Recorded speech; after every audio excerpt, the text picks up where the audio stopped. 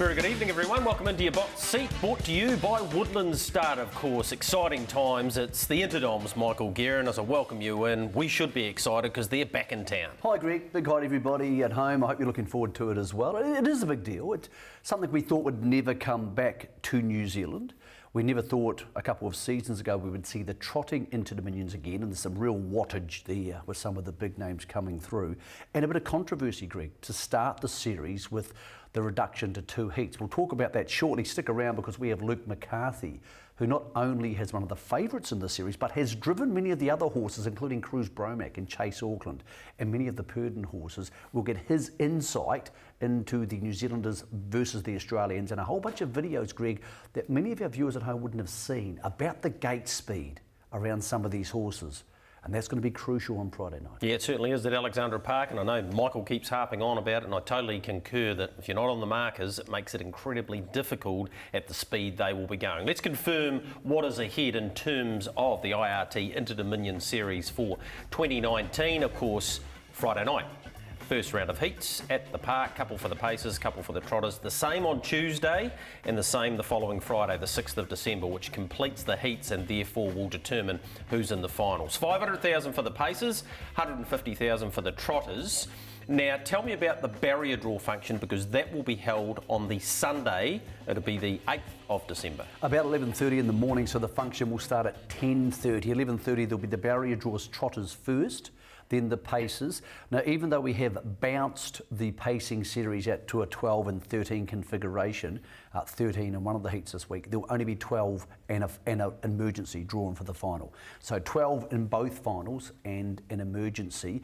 Slight jigging around of the point system, but to be perfectly honest, it's probably not going to change your life too much. They'll work themselves out. Most of the top horses tend to get through. So in layman's terms, Michael, therefore, are you a layman? If you, not really, no. But if you're sitting at home and thinking to yourself, right, I want to back a horse to be in the final of either the trotter or the pacers. Effectively, if you finish in the first half of the field each night, you should pretty much make it through or go close. Well, depending on horses that keep on winning and keep, technically that sounds right, but of course you get bonus points for winning second and third. Yeah. So if you run 3/6, for example, other horses can run a 9th and a second, and they'll go past you because they'll get more bonus points. So at some stage, if your horse wants to make the final, it's going to need to run top 3, almost certainly.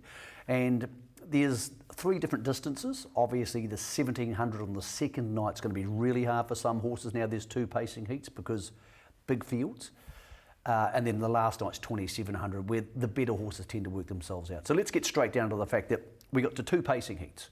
Now we got to 25 horses. Now I want to make this clear. Barry Purdon was leaving Boulevarton, and it would have started in the series had there been 3 heats. So it wasn't withdrawn, therefore bringing them down to 25. It was sticking around, but once it became 2 sets of heats, it pulled out.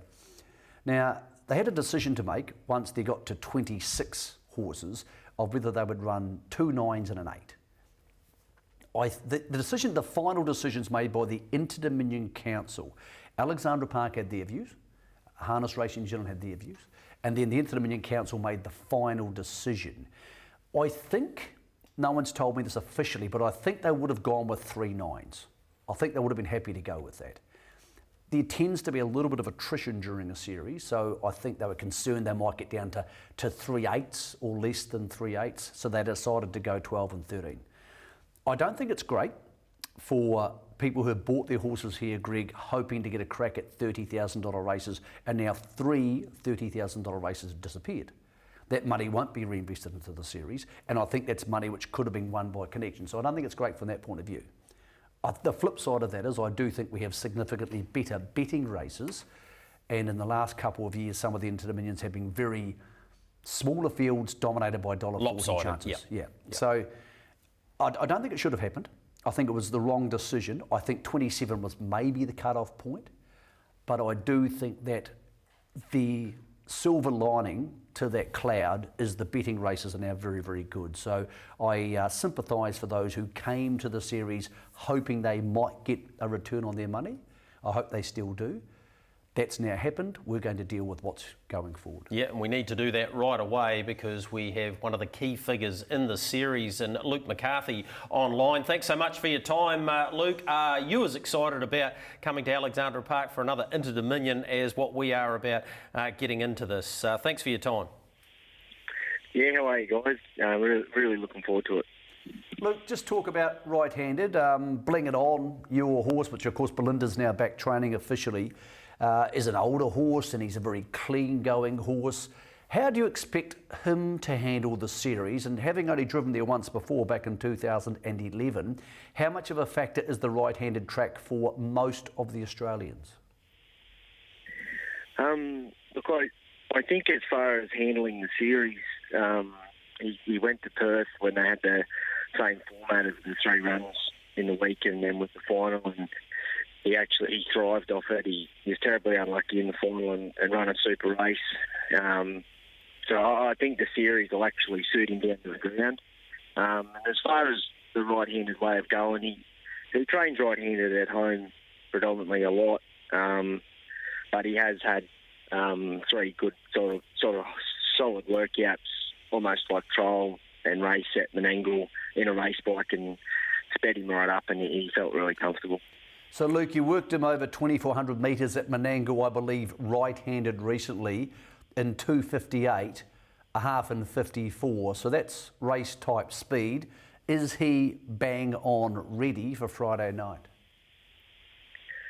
We think so, Nick. He'd sort of, before he'd come back this time, he'd had a few private workouts, and we thought we had him pretty on the mark. And he had that one private public trial, and he come out and just jogged in 50, and then second up one of Vic Cup. So, he's had the benefit of those 2 race runs. He had a little freshen up after the Vic Cup, and then he's just been set for the Inter. So, look, we couldn't be happier with where he's at in the preparation. Luke, you've driven at almost every track in Australasia that matters, and some tracks like Menangle you don't need to lead because you can get a head of steam up. Maybe Addington's the same. Some tracks it seems to be better to be leading in on the marker pegs, for example, at Melton. Where do you see Alexandra Park? Where's the ideal place to be there? Oh, it's for me, watching the races, it's like a right-handed Melton. It depends on lead times, and you can still come from back in the field at Melton if the lead time's strong, but it is, 1, 2, 3 defence predominantly is, the favourite spots to be. But at the end of the day, you just got to drive to your barrier draws and drive to the speed of the race, and hopefully you can get in a good position. Luke, you've driven plenty of Mark and Purdon and Natalie Rasmussen's horses, including Cruz Bromack, when he actually was trained by somebody else. How do you rate the horses in this series with no Lazarus and no Tiger Tara and Spankham now gone? How do you rate, for example, Cruz Bromack versus Bling It On? They're the 2 favourites for the series. How do they go head-to-head in your mind?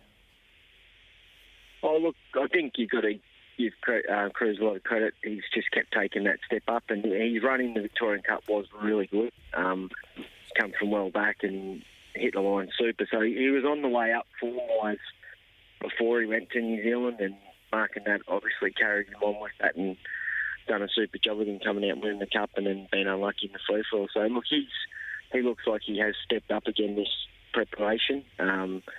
Obviously Chase Auckland is a lovely horse and he went good in the free for all. But it looks a very even series. I think it'll come down to draws and the right run, and it probably makes a good series without having your Lazarus or a Dormey or then standout horses that were so dominant in the past. It's just a really good even series.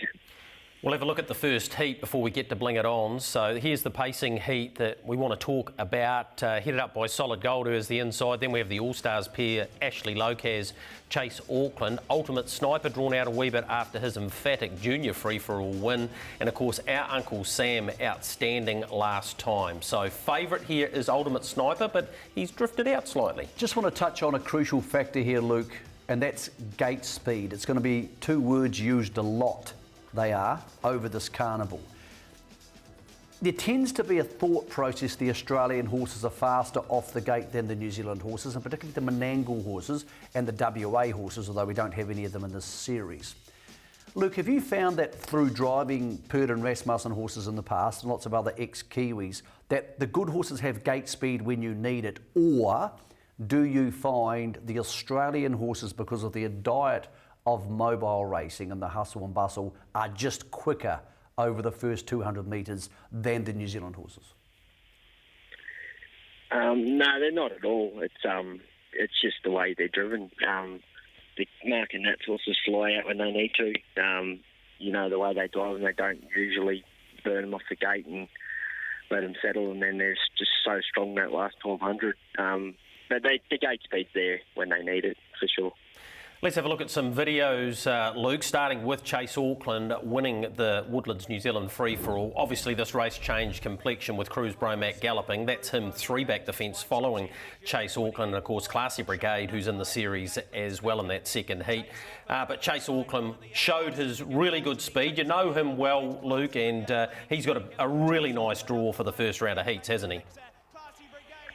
Yeah, he's a lovely horse. I drove him in the Miracle Mile, and he's got great speed. And look, he's had a great record right through, and he's obviously going to be one of the major players in the series. And especially after his free-for-all win the other day, it shows if he gets the right trip and following that speed, he'll be right there. So look, he's a lovely horse. Yeah, of course, Tim Williams will drive him. Ultimate Sniper. Well, he's got an incredibly similar record to Chase Auckland at Alexandra Park. In a very different way. Yeah, exactly. They both got beaten by a stablemate, and that's the only time they've been beaten, but they've won an Alabar, they've won a sales series, and they've won a derby there, so no problem going right-handed. Well, November's always moving month for harness racing. Things that happen at the start of November are totally different by the end of November. For example, Spankin being gone out of the series. You look for horses who are on the up, and both Ultimate Sniper via that win on Cup Day and Chase Auckland have had a good November so far, albeit not a large body of work. Here is that win, a crushing win from Ultimate Sniper, beating 888 of course, so this is solid form without being the absolute best Cup form. Chase Auckland though has the better of the draws, and I think Solid Gold would be the natural leader here, and they would hand up. I think to the first bend, if he wants to stay there, he could. Chase Auckland, I assume, would roll forward. He's not brilliant, but he's a pretty fast horse. And we just heard from Luke there, that's crucial information. Good horses have gate speed when you need it. If he gets the lead, the question is, does he hand up to an Ultimate Sniper? Now, you spoke to Natalie Rasmussen this week, and I've got a theory he may not be as crushing and as dominant on a smaller right-handed track as he is at Ashburton or Addington. What did she say? Yeah, she said she was really pleased with him, and his work's been great, and obviously his Cup Day run was enormous. She's worried about being up the track, particularly in the early part of the race, and more than likely having to sit parked outside of Chase Auckland. She said he's good right-handed, but he's not as good, and that worries me in the first round of heats. I think he'll make his way through to the final, but I do have concerns with him. So this is important for the people at home. You're not getting the vibe, and these things can be wrong, that he'll just roll to the front. No, I absolutely am not, because he's got to get balanced up right-handed, particularly when they, hit the first bend. If she's wide on the track, she might not get round to park to the end of the back straight. That worries me a little bit when you're taking on a Chase Auckland who's low flying. Luke, we need to have a look at Colt 31, who's got an outstanding record, as we know. He's the winner of 34 from 51. This is him finishing second behind you in the Victoria Cup. And yes, he got a great run, but he's a bona fide Grand Circuit horse, isn't he? Yeah, he looks like he's going to be the next horse to sort of step right up to that level. And, whether it's a season early for him, but it's, his form's really good in Melbourne. He's been going super against the open class horses there. And, he's a good sort of muscly, strong, solid horse. You'd expect he'll handle the series anyway. Luca, are you officially on standby to drive him? Because, of course, Grant Dixon, the trainer, is waiting at home till his wife Trista has their third baby. So that may or may not happen before Friday, and good luck to them, of course. Are you officially on standby here, Luke, for Colt 31? Well, I haven't heard anything, Nick, but I'll be more than happy to Well, apparently you are. Mick's just put you on standby. There you go. Yeah. What would you do from barrier 8? If you are driving him, if you're not driving him, what would you do from barrier 8? First round of an Inter Dominion, can you afford to be rolling forward? Oh, it's totally up to Green, obviously, but he's got good speed, and depending on how positive Natalie was going to be on her one, whether she's going to come out or not. So, you don't want to be going all the way back either. It's a long way back to make up all that ground, but with, like you mentioned before, only having the 2 heats, it probably will change tactics a fair bit on how people drive their horses. All right, that's heat number 1. Let's have a look at heat number 2, which does, of course, feature Bling It On, the Fixer, Cruz Bromac. It's a deep heat, this one. Classy Brigade, who, of course, had such a great Cup week without winning. He's a $16 chance, and another masterpiece who finished third in that race behind Ultimate Sniper. No doubt. The top 2 favourites are here. There's 4 or 5 horses here you'd expect to be in the final. Greg, this heat could change the complexion of the entire market for the final by a long, long way, because if Bling It On rolls to the front and wins, he may be favourite. But if Cruz Bromac comes around him, and I think he'll have to come around him, we'll ask Luke that in a second. If Cruz Bromac comes around him and beats him, then he's dominant favourite for the final. Luke, we want to show your horse's gate speed, because a couple of starts ago he was very good off the gate at Menangle. Here's the Victoria Cup, and we're looking at a couple of other horses because you're back on the inside here. When you talk about horses like San Carlo and Colt 31 and these sort of horses, how much gate speed do you think they'll have, and how much gate speed does your horse have? Look, I think they're all on par, Mick, to be fair. Like, Bling It On draws inside San Carlo and Colt 31, they can't cross him, and vice versa. If San Carlo draws inside of Colt 31, Bling It On, they won't cross San Carlo. So I think they're all pretty similar gate speed. It'll just be who comes up with the best draw. Luke, is your job here to stay in front of Cruz Bromac from 2 on the second line? Are you going to try and stay in front of him so he can't get the tactical advantage on you? Oh, no doubt. We've been lucky enough to draw the front row and he's off the back, so him and Classy Brigade look the 2 main dangers. So if I can just work forward and be ahead of them, that'll be our main aim. Luke, he must have a remarkable constitution, this horse, having such a long period away from the racetrack, 15 months, and to come back and have achieved what he has already by winning a Victoria Cup. It must be a remarkable horse. He is, Greg. He's that smart. We've had him obviously since yearling, and you know him back to front now. But he takes care of himself. If he has a hard run, he'll lay down all day, and if he's had a really hard run, he'll lay down for 2 days, and by the 3rd day's run around time with his lug off. So he pretty much tells you how to train him. He'll let you know when he's ready to get work again, and he just really takes care of himself, and he's just a good speed and good seasoned horse now. Cruz Bromac had a great Inter-Dominion last year as well, and this was him winning the New Zealand Cup. Blair Orange drove on this occasion, of course, had a cosy run back on the inside, and once he rolled off the fence here and got balanced up, he's always had good speed, but he showed another arsenal this time. We've seen him in front winning a New Zealand free-for-all. Having to chase down one gives, I suppose, people confidence about backing him this week, Michael, because he is able to do that. Well, he's now proven he can win these races. That not just once, but twice. He's proven he can win them over 2,000 metres or 1980 in the free-for-all last year. So he doesn't need to prove anything new to us, but this, which I'm about to ask you. Right-handed, some people may have a concern. Those people aren't the All-Stars. No, and they need to listen to this then, because I spoke to Natalie yesterday, and she said, I said, OK, he's going to Alexandra Park for the first time. What about right-handed? He's better right-handed. Cruz Bromac is a better pacer right-handed. So what was the reasoning behind that from She her? just said he steers better. You saw him with the pole there and how he coming around the bend left-handed. He needs to get balanced up. And when he's on the markers, that's a lot easier for him. But Blair allowed him to get round that bend balanced up. Right-handed, he's a better pacer. Okay, so the other horses in that video, obviously Classy Brigade was really good. Chase Auckland was fantastic, as we know, and then went on into the free-for-all. Luke, Atomic Red's an interesting horse. Like your horse, the Yank Tank, he had a bit of time off, had a year off actually, because he got bad knees. He's a big, strong, tough, rolling type of a horse. I thought 2 starts ago at Menangle, Luke, actually, no, sorry, last start at Menangle, he showed really good acceleration off the gate. Now, Where do you put him, and is he the horse you're thinking? Here he is on the inside on this occasion. So you're watching Atomic Red and Amanda Turnbull. So Luke, you can't see this, but stick with me, you probably know the race.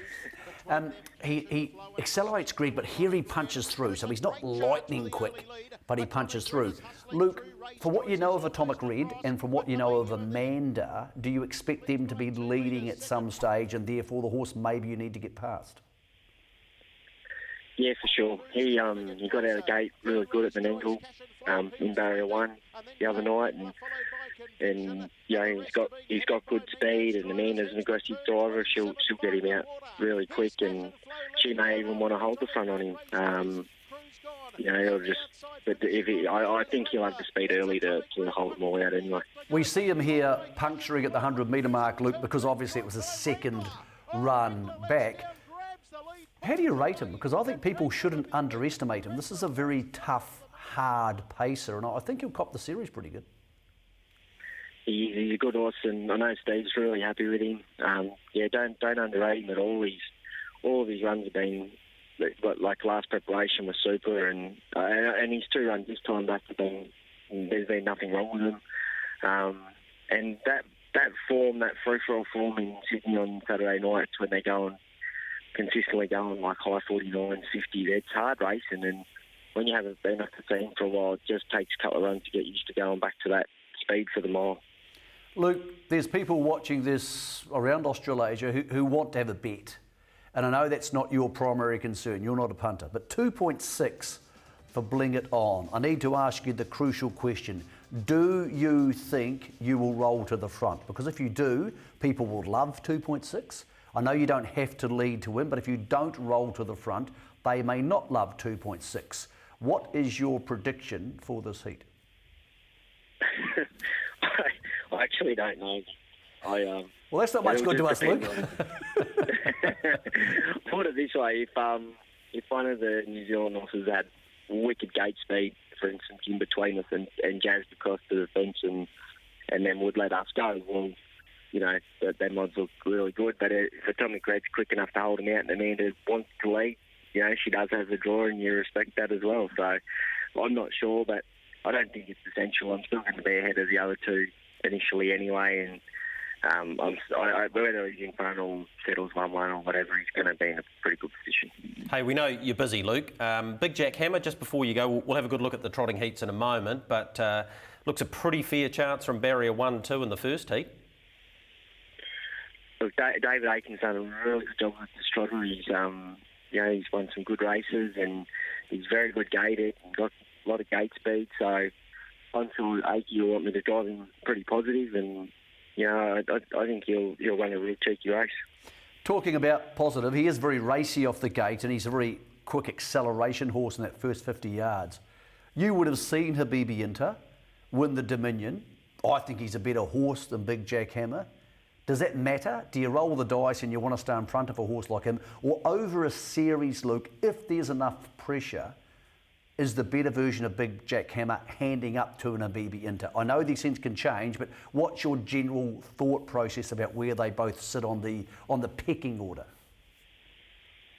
Oh, Habibi Inter's just the benchmark, no doubt, after his win in the Dominion. Like, he couldn't have been more impressive. So, whether they elect to drive him, how they go, it just depends on how the races run, doesn't it, and speed and whatever. But I'd say initially we'll kick out and be the leader for the first part of the race, at least anyway.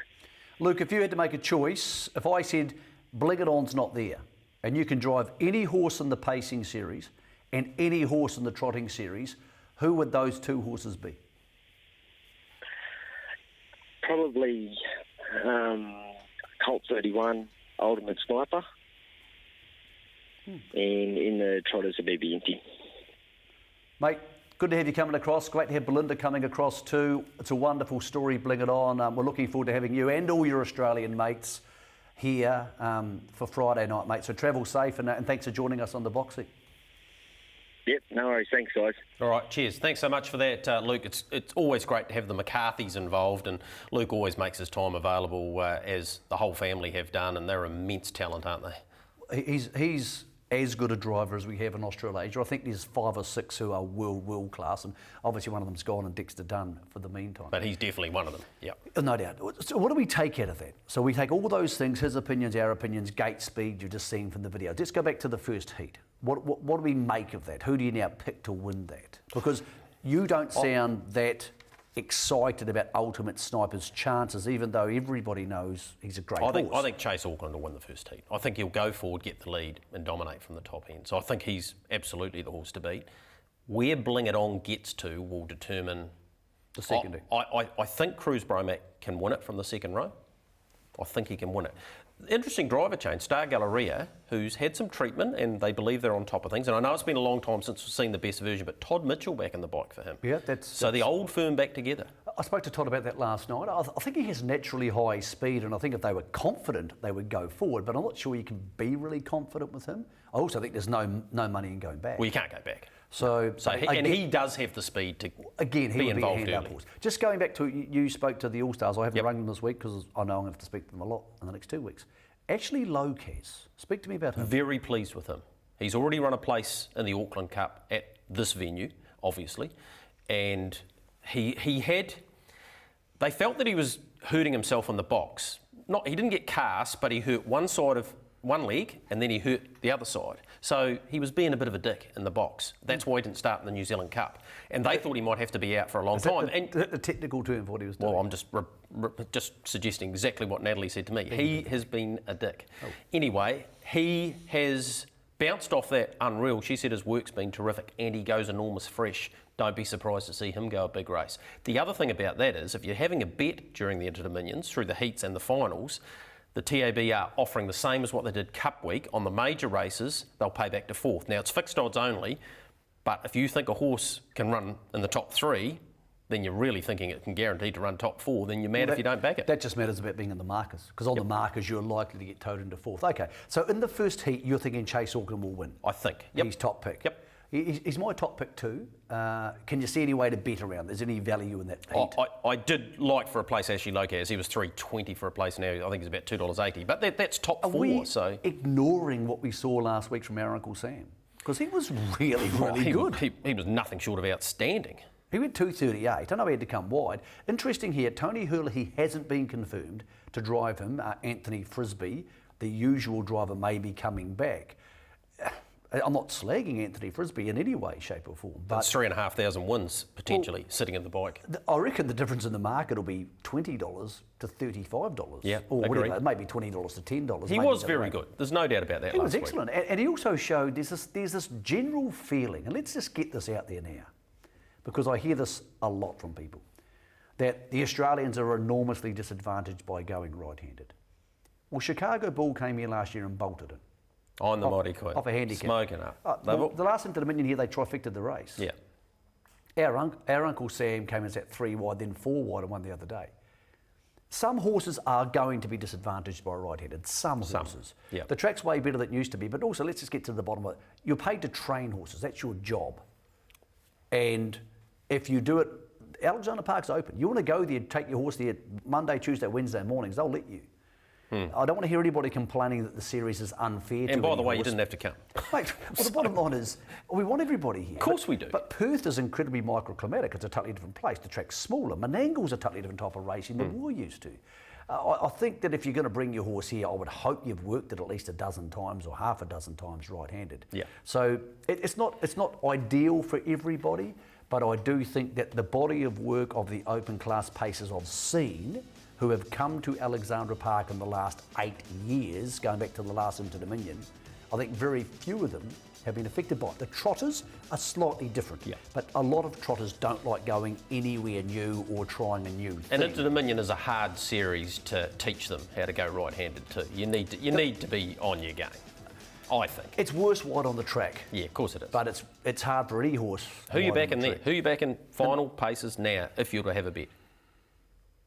Well, I wouldn't bet into that market. Okay. I probably knew the answer to that. I wouldn't bet into that market. Okay, so who's your pick then to win the Inter-Dominion Pacing Series? Forgetting about the market. Pick? 1. Well, I want to back a horse who's drawn well on the final. That's what I want to back. I understand that. But Cruise Bromac would be my bet / Bling It On. There's nothing between the two of them for me. But if I had to pick one, I'd pick Cruise Bromac. If the barrier draw comes out, one's drawn inside the other, I go totally the other way. All right. We've got a photo about to come up on the screen. Who's this? Finny Knight. Yes, it is. It's Finny Knight and Bag Limit. Bag Limit? Bag Limit? Popular Run. Was it Poppy? Oh, that's Alexander Park. I get thinking it was Harold Park. My apologies. Yeah. So this would be 1983. One of the great series. One of the great series, because Gamelite beat Popular Arm, Delightful Lady, Armalite and Bonnie's Chance. Oh, that was quite a good field. They might have been one of the greatest Inter-Dominion fields ever. And well, I was actually think it must have been an Inter-Dominion that Vinny won, which he didn't win with Popular Arm, of course. It was a great era in racing, and again, go back to 1983 when the track was awfully flat. The good horses and the good trainers handle it. Yeah. I'm not saying everybody gets the chance to, but Mick, it's going to be a great series. Let's be fair. It has the potential to be a great series. I would have liked 3 heats, but I understand the fact that 2 heats make it a better betting series. There's some really good racing this week, and there's no Lazarus or no Tiger Tower to go, well, it'll just lead and win, and who cares what happens afterwards. It's going to be a very dynamic, organic series, and that's why we have huge coverage coming up on Friday night, Tuesday night and Friday night. We will try and Saturday night, because the finals, of course, on the Saturday. Many people as we can to try and find it. Because the great thing about Alexander Park is our presenting area is right next to the stables. So we can just go grab people. When Cassie Faye's coming across from Sky, it'd be great to have her there. The Sky active people can watch the whole coverage for the night. And we're going to try and give you as much information as we can, because it's a far better betting series than usual. Microclimatic. I want some really big words this week too, or over the next 2 weeks. That's right up there. Right, short break for us. We've got a couple of trotting heats to preview when we come back.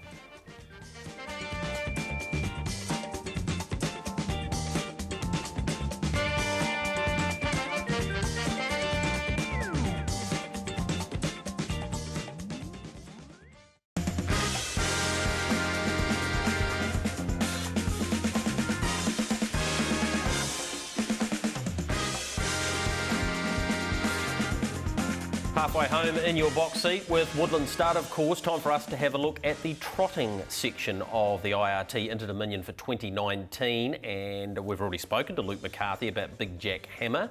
Early speed, you would imagine, $6.50. Habibi Inter, we'll have a look at his Dominion shortly, his demolition in the Dominion. $2.20 his price. Massive Metro, we'll have a look at the trial too. Not as good as you would have hoped on Saturday. $9.50 about Kenny's Dream, who's come a long way, of course. And McLovin, who was very good in the free-for-all and had a wee issue after the Dominion. $4.60 the price there. But you heard what Luke McCarthy had to say. Habibi Inter is the benchmark at the moment. This is why. He watched the Dominion and saw what everyone saw on show day, and that was a horse at the peak of his powers. It did surprise a few, but probably shouldn't have, given who he's trained by. Look, he's a horse who's let us down on occasions. And even at Ashburton 3 starts ago, he was just average. But clearly the best version of him, and we're looking at it here, that's 7.5 lengths, is extremely good. Now, if he runs to the front on Friday night, it's impossible to make a case he'll get beaten, regardless of how all the others perform, because he won at Kaikoura before this and was very good. We haven't seen a lot of him in front, so I'm not sure he's great in front. He won the Jewels from in front, but it was a very weak field. And he drew one and he had to lead. And he held up, but just talking to Luke there, you get the feeling that he'd be happy to take a sit on him with Big Jack Hammer. Now, David Aiken will make that decision, but I doubt Luke's going to go to war with this horse in the first heat of an Inter-Dominion. This is the counter side to Habibi Inter, because we can't tip you into it at $2.20 and not show you the other version. This is him getting back in the flying mile. So he's second from the outside here, so keep an eye on him.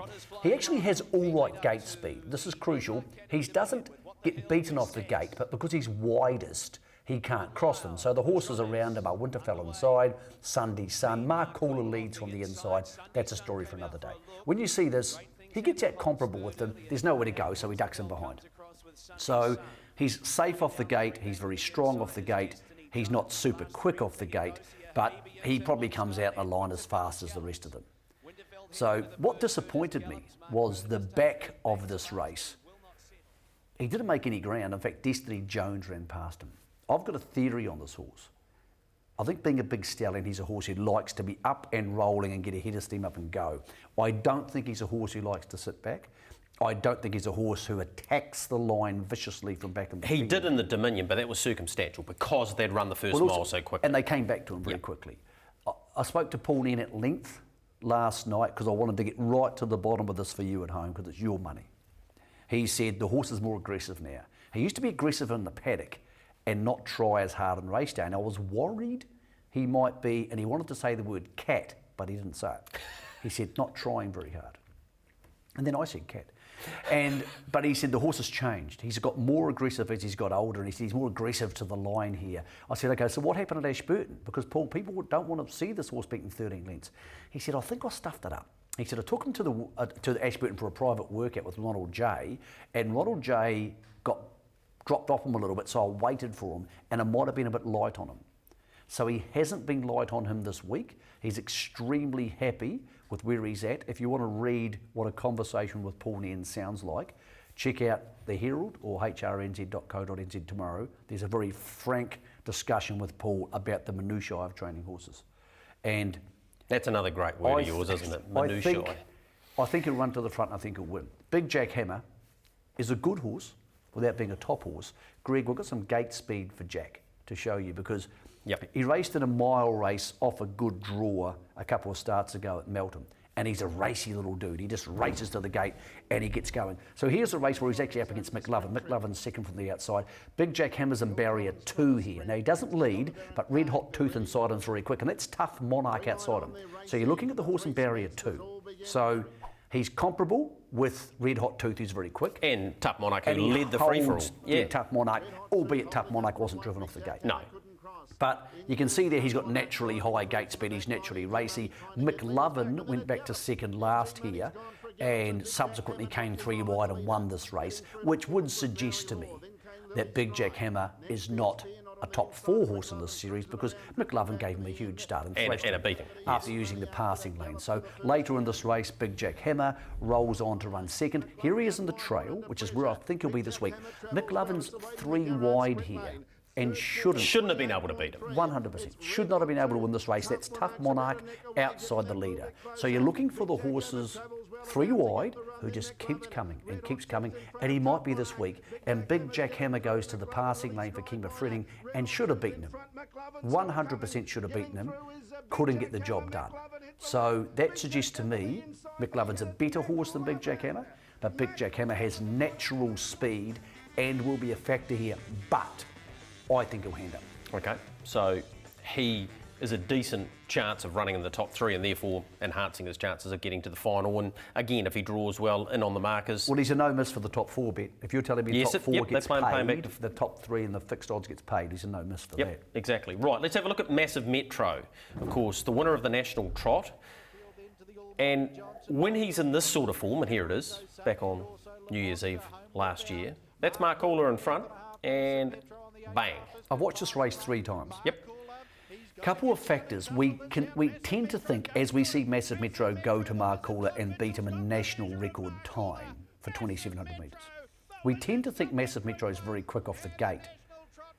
I've done 6 or 7 videos of him off the gate. He's galloped at least and he's okay, 1 or 2, but he's not great. So I rang Todd Mitchell last night and I said, what do you make of this? He said, no, you have to hold on to him the first 100 metres. Yep. So if you're thinking he buzzes off the gate and leads, that's not what the driver's thinking. Here he is trailing Temporale out the workouts last week. He was jogging here, Todd was happy, and then this. Now, that's the second time he's galloped at the same place around Pukekohe in the last 2 workouts. Todd believes that track doesn't suit him and that bend doesn't suit him.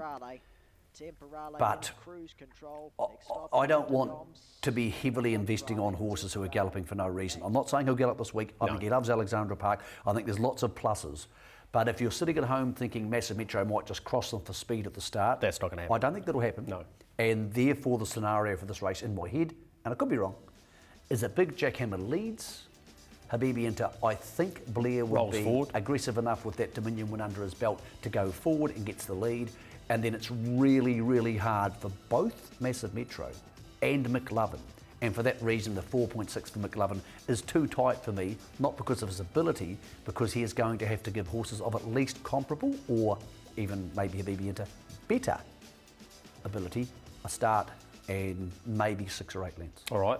The TAB, Racing Board, Rita, whatever you want to call them these days, they are going to offer us a double. For each night of the Inters, it'll be a box seat best. Mine is Habibi Inter, and of course yours. So it has to be in the Dominion heats, right? Yep, into Dominion heats. So it could be a trotter and a pacer. They're going to double it up. Yep. So we've got enhanced dividends. It was about $4.12 or 13, something like that. So basically, they're giving us 10% on top. So it's $4.60 the double. We'll get to Marcoola in a moment. I'm going Marcoola. Yep. You're going Habibi Inter. Yep, so for right. people watching at home now, if you go to tab.co.nz, have a bet. Specials. 601. Okay. That's the option number. Okay, and it's $4.60 for that pair. And obviously it'll jump when the first leg, which is $8.04. So to make that simple, it's even money into $2.30. Yep. That's what $4.60 is. Well, that's pretty good. Well, it is when one's $1.90 and one's $2.20. Well, also the reason it's better, Gregory, is because we think what's going to happen. No, we think both are going to lead. Yep. Now, let's have a look at Heat 2. Heat 2, Marcoola has barrier 1. We'll get to what happened the last time he had barrier 1 over the strip because it's worth seeing. But he's $1.90, Greg. He's in a new stable. He's now with Barry Purdon. He's only been there a couple of days, so it doesn't change his physiology. I said to Barry, how did the horse settle? He said, I'm very happy. He said, no nonsense horse. He's turned up. He's a happy horse. He's a stallion. He hasn't been territorial and screaming out and making a nonsense of himself. He hasn't been annoying Bella Montana. Everything's sweet there. Yep. So he's happy with the horse. Like most horses who travel up, they arrive a bit light because they've travelled, and he would expect him to get more used to his home environment, his new home environment, over the course of the next 2 weeks. But so far, so good. Right, that's good to know, because from this barrier in the Ashburton Flying Mile, he did this, 153.8, smashed the clock, smashed the record, and did this off the gate, Michael, which is important. Cherie Tomlinson was aboard, of course, and he ran off the gate like he wanted to lead, and he led pretty easily, really. And just kept on running, which is crucial. So if you keep running, it doesn't put you under pressure because the others can't come have a look at you. That was good. He did have barrier 1 in this race last year, over 2,200 metres.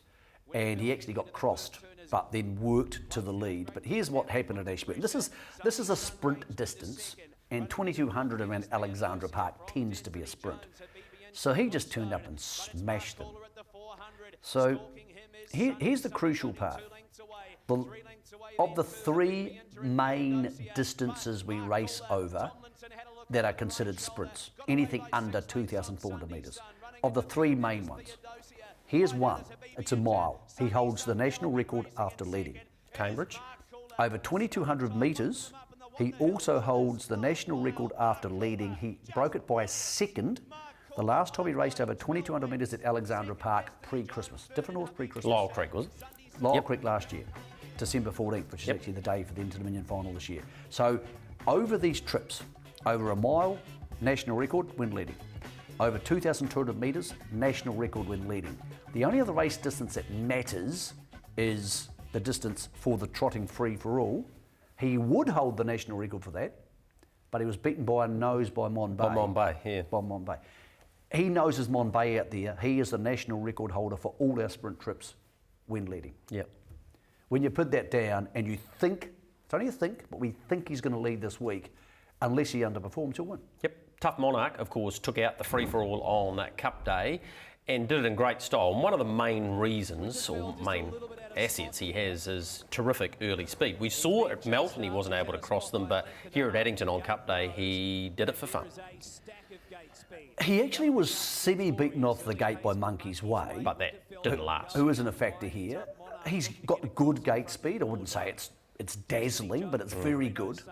I'm just not sure he can cross Marcoola from barrier 7. Are you worried about Credit Master? Because he can get off the gate quickly. Here he is, by the way, running up the straight, and McLovin got extremely close to him, but he's not going to be leading from 7, surely. Look, he might. I'm not saying he won't. There's no absolute pot on him. Sometimes from barrier 7 at Alexandra Park, get the speed up. Get a real head of speed up.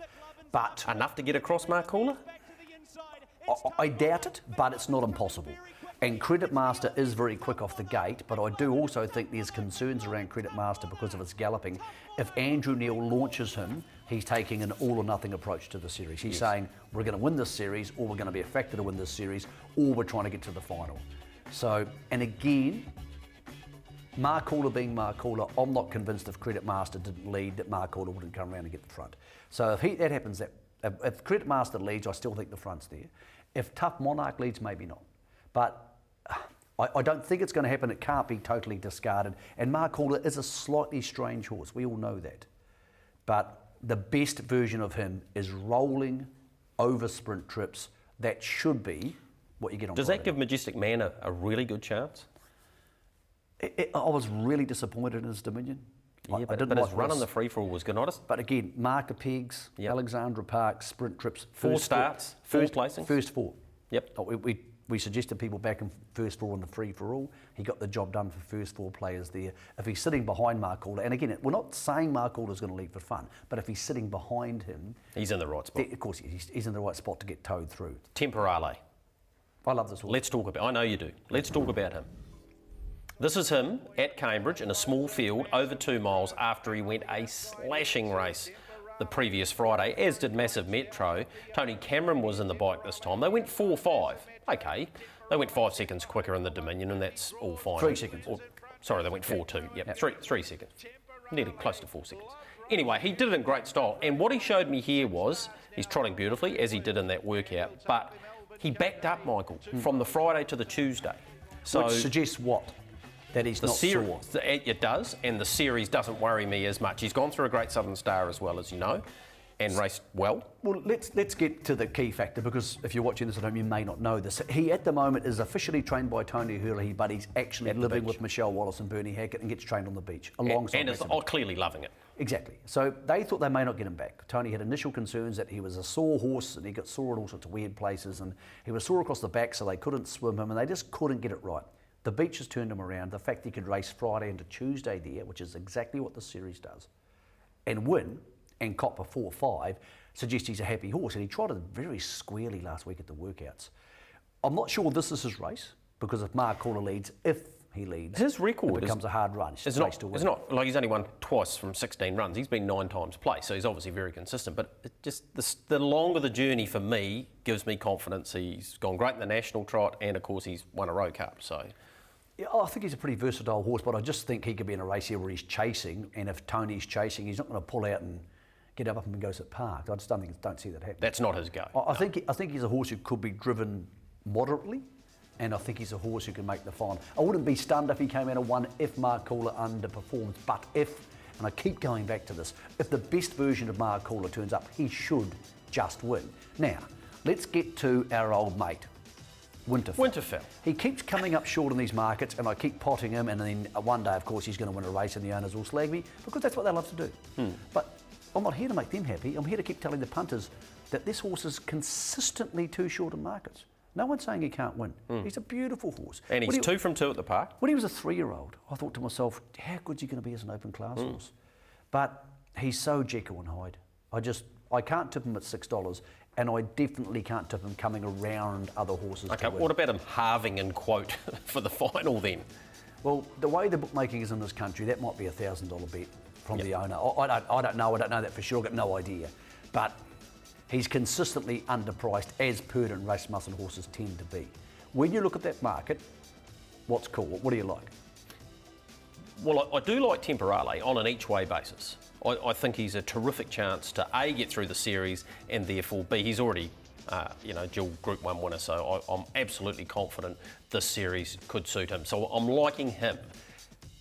But I'm also thinking which out of Mark-Caller and Habibi Inter is really going to stand up over the 4 nights. Which one? Well, they're both big, strong stallions. So one of them is, I don't see both of them come grand final. I see one of them.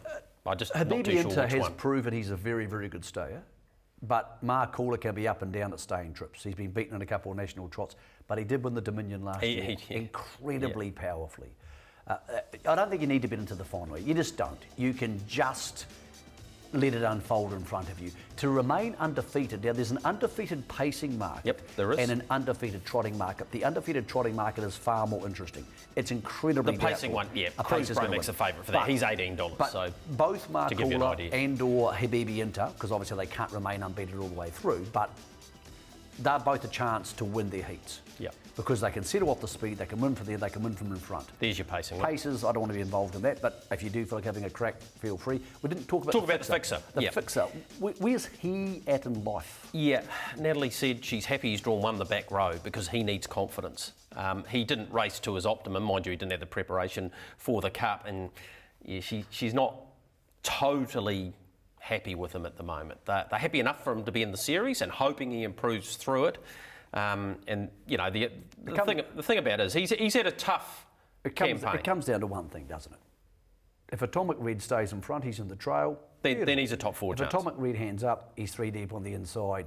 Yep. He's probably got no. He's only had one start at Alexandra Park, and it was back in the Holmes DG a couple of years ago. He actually sat park the whole way. Yeah. Josh Dickey drove me. He went great. He got beaten a length. He just went enormous Jack's Ledge and won it. So, okay, so in one, if you were to have a bet in the trot, or a pick in the trot, because asking you to have a bet normally goes back to I wouldn't back into that market. So what's your top tip? In the trot. Now, bang, one. Mark Cooler, but it's flip of the coin, the two of them. The two of them so dominate for me until I see evidence they don't. Okay. Well, just for fun.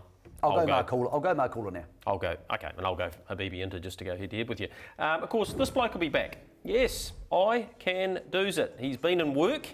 Isn't it great to have Lucky coming back to the place what made him famous? Of course, he ended up winning 2 Inter-Dominion trotting finals. But yeah. He's going to have a meet and greet on the Friday night, the second Friday night. So he's going to pop along and you can go get your photograph taken with him. He's going to come and join us in the presentation area. Yeah, that'll be cool. At Alexandra Park. And then obviously he's going to be the grand final night, as is El Sue.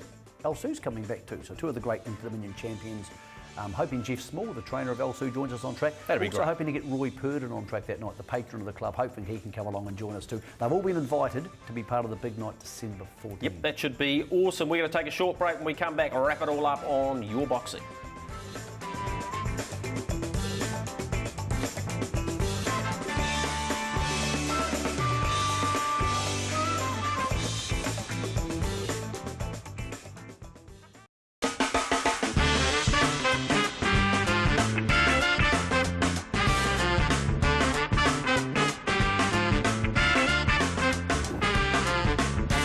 Into your box seat. Let's have a look at some of these first-timers. Here's Sheridan Rapley winning on Peaky Sun at Cambridge. First ever drive, driving for the McGowans, of course, and down the outside, here's Aaron White. And it is Peaky Sun over the top of Kelly Zalloy. Peaky Sun. Yeah, so great performance there. Well done to you, Sheridan, and she's clearly got talent, and I could just imagine Dave McGowan, he would have been emotional, as he invariably is. Hugging. Yes, he loves that sort of stuff. The new partnership of Maddie White, who did such a great job in WA and doing the business now with Mike Berger, of course, and the Chief getting through on the inside there with About Turn grabbing a win. So congratulations to you, Maddie. One of many wins, I'm sure, as a trainer you are going to have. So good way to start at Cambridge, where it all really began for him. Jesse Alford, who has spent a lot of time working for Andrew Stewart. He's driven a couple of winners as well. He grabbed his first win with Held to Ransom, and it did it very comfortably too. So congratulations to you, Jessie. And Vicky Sell is the last one. She spent 15 years working for David Mitchell, and Mr Midnight, just her 9th starter. She decided to take out a licence when David moved north, and she grabbed the win with Mr Midnight. So a pretty special moment. That's him about to get clear and charge home. And this is win number 1 for Vicky. So well done to you all, picking up your first winners. That wraps those up. Couple of decent performances over the weekend. First one we'll have a look at is the Timaru Cup, and change is good. Gee, this team of Mitchell Kerrs just continues to fly. Matt Anderson doing the steering, of course, won a great race in the Mares race on show day, and we're just a bit quick this time. Yeah, and they're very good at front-ending their horses. They did the same thing the day before at Geraldine. With Matt Damon? With Matt Damon. They got him outside the leader it's a comfortable watch often for the punters. They're very fit horses, and yeah, this one's got fashioning now a pretty good record. 8 from 41, Michael, and close to 17,000. They went 3:11.9, which is pretty good time on that track. It's not the fastest track in the South Island, so yep, a very good run. Just wondering he'll be winning at short notice for the Hay Barn, which continues to race very well. So change is good. Too good there at Timaru. And Geraldine bouncing off a New Zealand Cup Week campaign. How often do you see this? Nandolo. Horses who come out of the major races, cups or support races. He was actually in the Inter-Dominions. Here he is. He's carrying the dreaded Santa's hat, and he gets home, and I tell you what, at the top of the straight, looking for Nandola, you would have thought, well, Heisenberg's What about poor old Heisenberg? He just keeps copping it, doesn't he? He's miles in front here. What was most significant for me, Michael? 57.6, 27.1. Closing section. Heisenberg could run second to a statue at the moment. The statue would run past Heisenberg. That's just how his life is going at the moment. Even the Santa's hat beat him. But well done to Coaster Hare. Any country cup is always a good buzz for anybody involved. Owners love them. These are horses who could have been at the Inter-Dominions, but... And he'll probably go to the Green Mile now, Mike. He's pulled the right rein. Yep, he's gone on a grass track and has performed there, so good luck to the Smiths there. Let's move on and talk about Mick Wicked, who's retired. He won over $5 million. He wasn't the same horse this time in, but gee, he's done a magnificent job. Yeah, look, raced deep into his life and a couple of great picks here, taking off the shoes on the track. And 40 wins, Michael. Yep. 40 wins. There's Casey, the trainer, of course, who's the partner of Mark Hurley, a good Kiwi lad, and they've done a great job with this horse together, of course. There he is. It wasn't the biggest, tallest horse in the world, but a ball of muscle. Got to see him race a couple of times last year. And of course, he took on Lazarus and beat Lazarus a couple of times. Lazarus beat him a couple of times. But it's funny how horses resonate with you more, Gregory, because of what Lazarus did last year. Mick Wicked came across our radar more. $5 million. That's a hell of a career for a horse who had a couple of troughs and bounced back both times, which is pretty much a sign of a good horse. Talking about the trotters, the Inter-Dominions, an incentive for Cambridge wanting to keep these horses in town, Michael. For both. Yep. Trotters and Pacers. And the Pacers. Really smart. What they've said is, if you're an Australian trained horse and you go to the mile on December 24th for the trotters or the mile for the Pacers on January 10th, if you're the first Australian home, we pay for you to fly home. Now, flying a horse home is always a big expense, and it's annoying. But if you go there, you will get a free flight home if you're the first Australian home. Now, in the trotting leagues, it's only three trotters.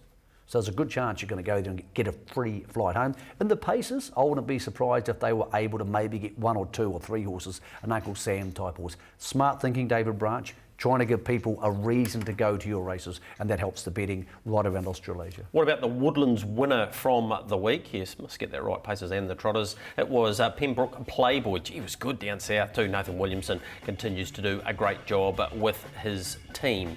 All right, the week ahead, of course, plenty of racing. We've got Forbury Park, we've got Addington Raceway's got the Sire Stakes Silver. Aquasancta looking to get back to his best form there. It's a smallish field, but a decent sort of a race. Awambaroo on Saturday, and then the grass track at Banks Peninsula on Sunday. So there's a lot happening. And then next Tuesday, harness racing, massive night into Dominions. We're going to try and give you as much coverage as we can. We've got lots of other racing obligations, but we're going to make sure you know as much as we know to try and help you, Greg, find a winner, because it's a massive series, but for many people at home, it's about the punt as well. Yeah, and of course, a live show on the Wednesday leading into the grand final. That'll be about the 11th. We will have that for you too as a big preview, and the big fish will be in the house. Thank you to Michael Guerin. Hope you've enjoyed your box seat. We'll see you at the park Friday night.